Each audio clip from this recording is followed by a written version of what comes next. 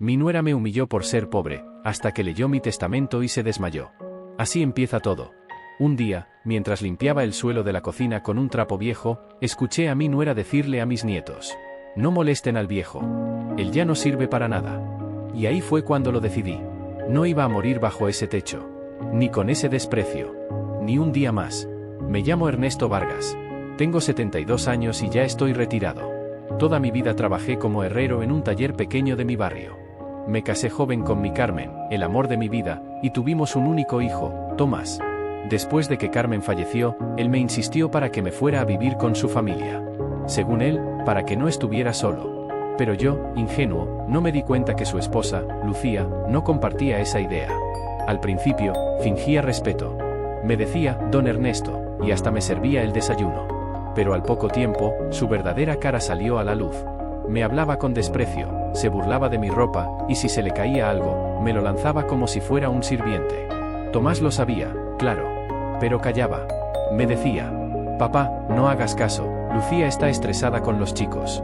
Yo tragaba saliva, agachaba la cabeza y seguía limpiando. Total, tenía techo, comida y la risa de mis nietos. O eso pensaba. Una tarde de domingo, mientras almorzábamos, Lucía dijo algo que me atravesó como una bala. No sé hasta cuándo vamos a mantener al viejo. Si no fuera por mi sueldo, ni comeríamos carne. Me quedé helado. Mi pensión ayudaba. Hacía las compras, pagaba una parte de los servicios, cocinaba, barría, cuidaba a los niños. Pero para ella, yo era solo un gasto más. Esa noche me senté en la habitación que me dieron, una especie de trastero con un colchón viejo, y saqué un cuaderno que siempre llevaba conmigo. Ahí tenía escrita una carta. Una que no pensaba mostrar hasta el momento justo. Era mi testamento. Un papel sencillo, escrito a mano. Sin abogados. Pero con todo claro. Yo no era tan pobre como creían. Antes de jubilarme, un cliente muy querido me pagó con una propiedad antigua en el centro. Me dijo: Ernesto, esto te salvará en el futuro. Guárdalo. Y así lo hice. Nadie en mi familia lo sabía. Ni mi hijo. Ni Lucía. Y esa casa, ahora estaba valorada en una fortuna. Pero yo no quería vengarme. Solo quería paz. Hasta que ocurrió algo que me hizo cambiar de idea. La gota que colmó el vaso llegó una mañana cualquiera. Yo había preparado el desayuno para todos, como siempre. Café caliente, pan tostado, y un poco de fruta para los niños. Me esforzaba por mantener cierta armonía, aunque me doliera el alma. Lucía bajó las escaleras hablando por teléfono con alguien. Venía riéndose, maquillada como si fuera a un desfile. Me miró de reojo, olió el café y dijo en voz alta, para que todos la escucharan: ¿y este olor? Parece comida de cárcel. ¿Tú hiciste esto, Ernesto? Mejor no hubieras hecho nada. Los niños me miraron. Yo apreté los labios, tratando de mantener la calma, pero esa vez no pude. Dejé la taza sobre la mesa, y me fui a mi cuartito. Me senté en el borde de la cama y respiré hondo. Me sentía invisible. Sobrando. Como si ya no fuera parte de esta vida. Esa misma tarde, tomé una decisión: me iría. No iba a esperar a morir entre esas paredes frías, con el corazón hecho pedazos. Preparé una pequeña mochila, metí unos cuantos billetes que tenía guardados en una caja de galletas, mis pastillas, una muda de ropa, y la carta del testamento. La doblé con cuidado y la guardé en el bolsillo interior de mi chaqueta. Antes de salir, pasé por la habitación de mis nietos. Estaban viendo dibujos. Me acerqué, les acaricié el pelo y les dije: sean siempre buenos, mis amores. Y respeten a los que los quieren, aunque no tengan nada que darles. Cerré la puerta con suavidad, bajé las escaleras y me fui sin que nadie se diera cuenta. Nadie me detuvo. Nadie notó mi ausencia. Durante semanas viví en una pequeña pensión en las afueras de la ciudad. La señora que la atendía me trataba con una calidez que hacía años no sentía. Me dejaba té caliente cada mañana, y hasta me preguntaba si necesitaba algo más. Yo no hablaba mucho, solo escribía. Reflexionaba. Y sobre todo, pensaba en mis nietos. Ellos eran mi única luz. Pero el cuerpo ya no me respondía como antes. La tos se hizo más constante. El cansancio más profundo. Un día, me desmayé en la calle y desperté en un hospital público. Los médicos fueron sinceros. Mi corazón estaba fallando. Me quedaban semanas, quizás días. Ahí, en esa cama de sábanas ásperas, tomé la última gran decisión de mi vida: enviarle a Tomás mi testamento. Pero no directamente. Lo dejé en manos del abogado de un viejo amigo, que se encargó de hacer todo formal y legal. Se lo enviarían solo cuando yo ya no estuviera en este mundo. Y así fue. 3 semanas después, mientras la ciudad dormía bajo una tormenta, mi corazón se detuvo. Silencioso. Tranquilo. En paz. Pero lo que vendría después, eso sí que no fue silencioso. Lucía recibió el testamento en su casa. Lo abrió sin entender por qué alguien les escribía. Al principio pensó que era una broma. Hasta que vio mi nombre. Y al leerlo, se desmayó. Lucía cayó como un costal al suelo, con el sobre en la mano. Tomás, alarmado, corrió hacia ella. Los niños miraban desde la escalera, sin entender qué pasaba. Cuando logró reanimarla con un poco de agua, ella, temblando, le pasó el documento. Tomás lo leyó en silencio, su rostro palideciendo línea tras línea. El testamento era claro, directo, y no dejaba lugar a dudas. Yo había dejado todo, la casa, los ahorros, incluso el pequeño terreno heredado de mis padres en el pueblo, a mis nietos. No a Lucía, no a Tomás, sino a los niños. Y con una condición muy precisa, que Lucía jamás tuviera acceso a esos bienes mientras los pequeños fueran menores de edad. Mi voz, escrita con puño firme, decía: Lucía, sé que jamás me quisiste. Que cada día en esta casa fui una carga para ti. Que tus palabras, tus gestos y tus miradas me dejaron claro que no me considerabas parte de tu familia. Pero no te culpo. A veces, las personas no pueden dar lo que no recibieron. Sin embargo, no permitiré que la herencia que mi esposa y yo construimos con esfuerzo y cariño termine en manos de alguien que no respeta ni valora la familia. Por eso, todo lo que poseo es para mis nietos. Porque ellos, incluso sin entender mucho, me dieron abrazos sinceros. Porque en sus miradas aún había luz. Y si te preguntas por qué no lo hice antes, es porque necesitaba asegurarme de que lo que sentías por mí no era solo un malentendido. Pero día tras día me lo confirmaste. Cada vez que me ignoraste. Cada vez que te burlaste. Cada vez que me hiciste sentir que sobraba. Espero que algún día entiendas que a los viejos no se les abandona, porque ellos ya lo dieron todo. Tomás terminó de leer. Sus ojos estaban enrojecidos. Se quedó en silencio unos segundos. Luego miró a Lucía. Ella estaba desencajada. No hablaba. Apenas respiraba. Como si le hubieran arrancado el alma. ¿Esto es verdad?, le preguntó Tomás con voz dura. ¿Así trataste a mi padre todo este tiempo? Ella no respondió. ¿Por qué nunca me lo dijiste, papá?, susurró Tomás mirando al vacío, con el papel en las manos. ¿Por qué no me lo contaste? Los días siguientes fueron un torbellino. La noticia corrió como pólvora entre los familiares. Algunos decían que estaba loco. Otros, que había hecho justicia. Lo cierto es que todos, incluso los que no me veían hacía años, querían saber cómo un viejo, sin voz, había tomado una decisión tan contundente. Lucía cayó en una especie de depresión. No salía de la habitación. Lloraba todo el tiempo. Y por primera vez, no por lo material, aunque eso le dolía, claro, sino por lo que había perdido sin darse cuenta, el respeto de sus hijos. Y el amor de un hombre bueno que solo quiso ser parte de su hogar. Porque los niños, ellos empezaron a preguntar por mí todos los días. Los días pasaban lentos, y aunque ya no estaba allí en cuerpo, mi presencia seguía viva en cada rincón de la casa. Tomás comenzó a descubrir cosas que antes ignoraba. Libretas donde yo anotaba los cumpleaños de los niños, listas de la compra con lo que más les gustaba, y una carta sin enviar dirigida a él. Hijo, sé que tienes mucho en tu cabeza. No quiero molestarte, solo quería decirte que estoy orgulloso de ti. A veces siento que me haces a un lado, pero entiendo que la vida pesa y no es fácil. Yo no vine a estorbar, vine a estar. Si algún día necesitas un abrazo, aquí estaré, aunque sea en silencio. Tomás lloró esa noche. Por lo que no dijo. Por lo que no vio. Por lo que permitió. Y Lucía, se volvió un fantasma. No era capaz de mirarlo a los ojos. Durante años había sostenido una casa con aparente orden, pero sin amor.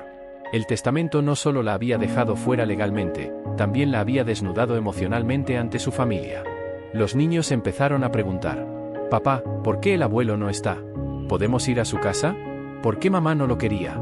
Las preguntas dolían. Tomás respondía como podía.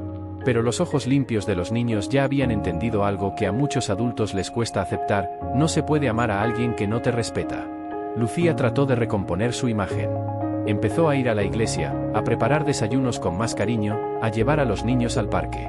Pero los gestos eran huecos. No venían del alma, sino del miedo a perder lo que ya no tenía. Una tarde, Tomás decidió llevar a los niños al cementerio. Quería que se despidieran de mí a su manera. Llevó flores, una foto mía con ellos y una nota escrita por el más pequeño. Abuelito, gracias por dejarme los cómics. Mamá no te quería, pero yo sí. Perdón. Tomás no pudo contenerse. Se arrodilló ante la lápida y lloró como no lo había hecho ni cuando le dieron la noticia de mi muerte. Perdóname, papá. No te vi. No te escuché. Me encerré en mis cosas y no supe protegerte. Pero te juro que tus nietos van a saber quién fuiste. Desde entonces, las cosas cambiaron. El ambiente en casa ya no era el mismo, claro. Pero había un intento, aunque torpe, por sanar. Lucía, aún en su rincón de culpa, se mantuvo distante. Nunca pidió perdón en voz alta. Pero una mañana, Tomás encontró en la cocina una hoja escrita con su letra. No supe tratar a tu padre. Lo vi como una carga, y fui cruel. No merezco nada de lo que dejó. Pero si algún día los niños preguntan, diles que su abuela aprendió una lección. Aunque tarde. Las palabras eran un inicio. No borraban años de desprecio, pero abrían una puerta. Con el paso del tiempo, lo que más me sorprendió, desde donde estuviera, fue cómo mis nietos mantuvieron vivo mi recuerdo. Cada dibujo que hacían, cada historia que inventaban, tenía un personaje que se parecía a mí. Uno de ellos, el mayor, incluso empezó a llamarse a sí mismo, el ayudante del abuelo. Según contaba, cada vez que veía que alguien era tratado con desprecio, él intervenía, como yo lo hubiera hecho. Tomás, por su parte, comenzó a frecuentar más la casa que le dejé. No para vivir, sino para mantenerla viva. La limpiaba, arreglaba el jardín, revisaba los álbumes de fotos. Incluso empezó a traer a los niños los fines de semana. Allí reían, cocinaban galletas y leían los cómics que les dejé. Un día, el menor preguntó: «Papá, ¿por qué mamá no viene con nosotros?». Tomás no supo qué responder. Pero el silencio fue suficiente. Lucía seguía en casa. Más callada, más presente físicamente, pero ausente emocionalmente. Parecía vivir en un castigo autoimpuesto, entendiendo que, aunque no la despojé de nada material, la herida que había quedado era más profunda que cualquier cuenta bancaria. Una noche, mientras Tomás preparaba la cena con los niños en mi antigua cocina, encontró un sobre en uno de los cajones. Estaba dirigido a él. Era mi última carta. No se la había entregado en vida porque, sinceramente, no sabía si la leería. Tomás, hijo mío. Si estás leyendo esto, ya no estoy. Pero me alegra saber que sigues viniendo a esta casa. Es tuya, porque aquí creciste, aquí aprendiste tus primeras palabras, y aquí me dijiste por primera vez, te quiero, papá. No te guardo rencor. La vida a veces nos empuja a olvidar de dónde venimos. Solo quiero que no repitas conmigo lo que yo repetí con mi padre, el silencio. Ama fuerte. Defiende a los tuyos. Y no dejes nunca que el ruido del mundo te impida escuchar el susurro de tu corazón. Tomás leyó la carta en voz alta. Los niños no entendieron todo, pero vieron cómo las lágrimas de su padre caían sin vergüenza. Lucía entró justo en ese momento. Observó la escena desde el umbral. No dijo nada. Se dio media vuelta y se fue. Aquella noche, por primera vez en mucho tiempo, Tomás soñó conmigo. Me vio en el jardín, regando las plantas, con una sonrisa tranquila. Papá, me dijo, lo siento. Ya lo sé, hijo. Pero ahora sigue. Hazlo mejor. Por ti, por ellos. Cuando despertó, sintió algo que no había sentido en años: paz. A veces, el verdadero testamento no se escribe con abogados. Se escribe en la forma en que seguimos viviendo en quienes amamos. Y aunque yo ya no estaba allí, mi presencia se había vuelto más fuerte que nunca. Tomás decidió algo importante: aquella casa no solo sería un lugar de fines de semana. Sería el nuevo hogar de sus hijos. El lugar donde crecerían con el recuerdo vivo de su abuelo. Donde el respeto, el amor y la verdad serían los pilares. Pasaron los años. Mis nietos crecieron, y aunque los detalles de mi rostro comenzaron a desdibujarse en sus recuerdos, los valores que traté de transmitirles seguían intactos. A veces no hace falta una foto colgada en la pared para que alguien siga presente. Basta con las palabras que repetimos, las decisiones que tomamos, y los principios que defendemos. Lucía, mi nuera, se mantuvo distante durante mucho tiempo. Nunca volvió a pisar mi casa, ni siquiera para las Navidades, que antes celebrábamos todos juntos. Tomás nunca la obligó, pero tampoco la justificó. Con el tiempo, sus caminos se fueron separando. No fue algo violento ni escandaloso. Simplemente, un día, dejaron de compartir mesa y cama. Tomás encontró en mis cartas un refugio. Las leía una y otra vez, como si en ellas pudiera encontrar respuestas para el presente. A veces se sentaba en el porche, solo, con una taza de café, mirando el cielo, como si esperara verme aparecer entre las nubes. Gracias, papá, decía en voz baja, por no rendirte nunca conmigo. Un día, muchos años después de mi partida, Lucía apareció en el umbral de la casa. Había envejecido, sí, pero algo en su mirada era distinto. No era soberbia ni tristeza. Era una mezcla extraña entre nostalgia y arrepentimiento. ¿Puedo pasar?, preguntó. Tomás, que estaba podando unas rosas del jardín, levantó la mirada, la observó por unos segundos y luego asintió. Entró en la casa como si caminara sobre cristal. Miró los retratos, los juguetes antiguos, la alfombra raída del salón. Todo estaba igual. Excepto ella. Nunca supe pedir perdón, dijo de repente. Pero hoy quiero hacerlo. Tomás no respondió. La miró en silencio. Y ella, por primera vez, bajó la cabeza. Creí que lo sabía todo. Creí que la vida era una carrera por llegar primero, por tener más, por controlar. Pero tú me enseñaste, miró una de mis fotos en la pared, que se gana más cuando uno deja de competir. El silencio se apoderó de la sala. Los nietos, ya adolescentes, observaban desde la cocina sin intervenir. Tomás se acercó, le ofreció una taza de té, y ambos se sentaron frente a frente. No se dijeron mucho más. No hacía falta. Ese día no resolvieron todo, pero comenzaron a comprender que el perdón no siempre llega con palabras. A veces, llega con gestos. Con el simple hecho de estar presente. Yo, desde donde estuviera, sonreí.